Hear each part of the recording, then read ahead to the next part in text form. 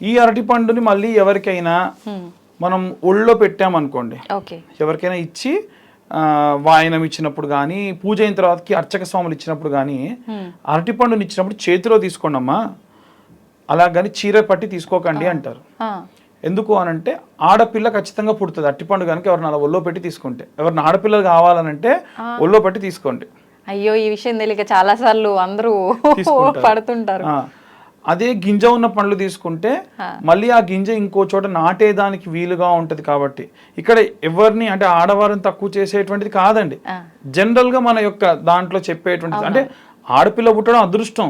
ఆడపిల్ల కావాలనుకునే వాళ్ళు చేతిలో తీసుకోకండి, ఒళ్ళో బట్టి తీసుకోండి, అమ్మవారు పుట్టినట్టు సమానంగా చూస్తారు. ఇలా అరటి పండు యొక్క విశేషత ఇది.